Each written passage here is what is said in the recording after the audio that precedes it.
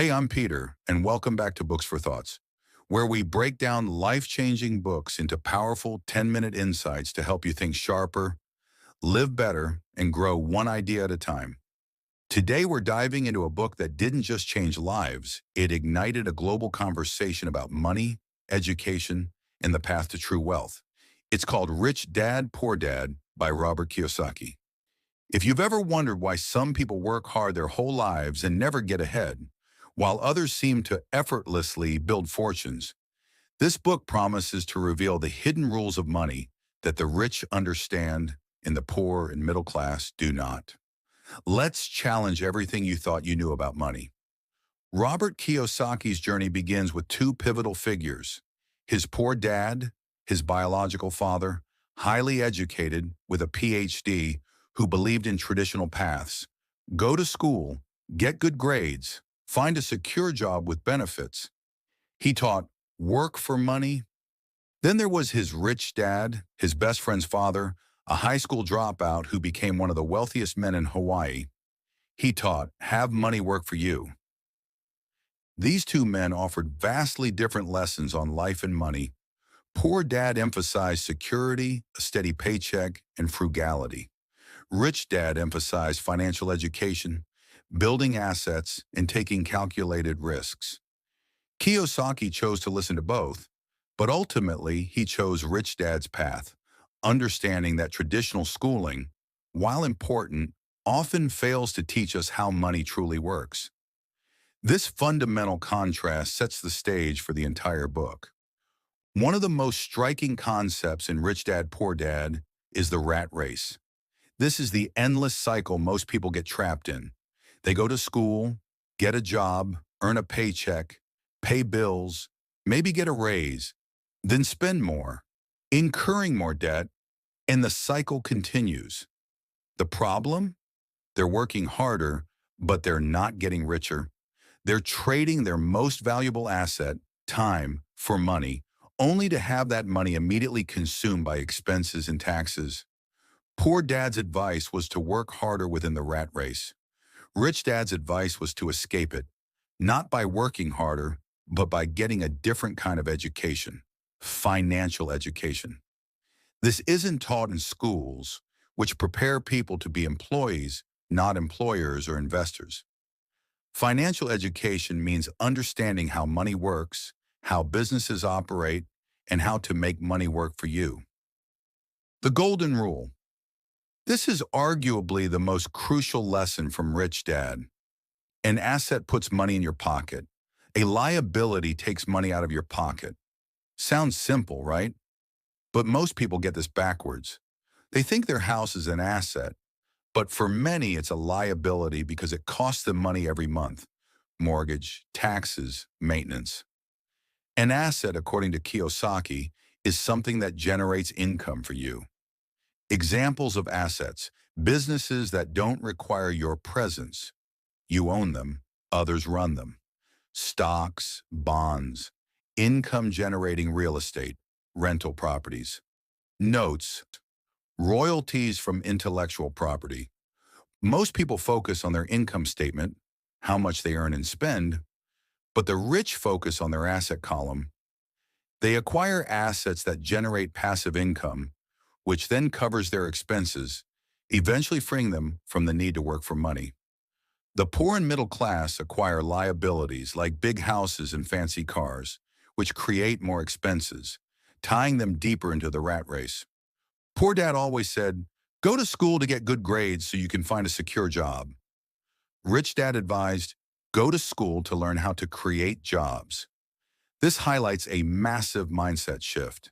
Instead of seeking a high-paying job, Kiyosaki suggests seeking a job where you can learn valuable skills: sales, marketing, negotiation, communication, accounting, leadership. These skills, especially how to sell and communicate, are far more valuable in the long run for building your asset column than a steady paycheck alone. The goal isn't to be the best at one thing, but to understand many different aspects of business and money.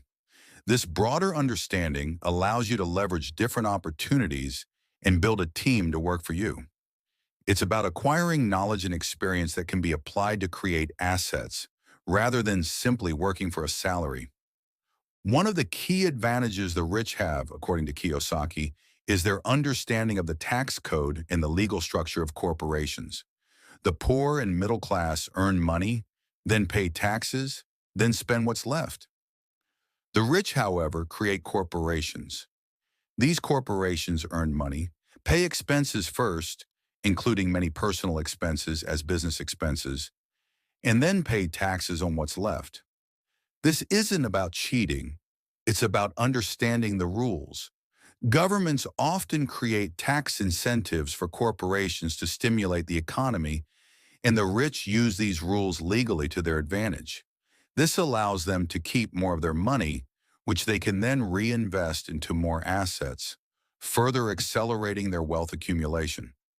It's about playing the game by the rules that favor asset ownership and business creation. Rich Dad always stressed, mind your own business. This doesn't mean becoming self-employed in your job. It means building your asset column while you're employed. Your main job might pay the bills, but your real business is acquiring assets that generate income for you. This involves investing in real estate, stocks, bonds, or other income-generating ventures. Learning, continuously educating yourself about financial markets, legal structures, and business principles.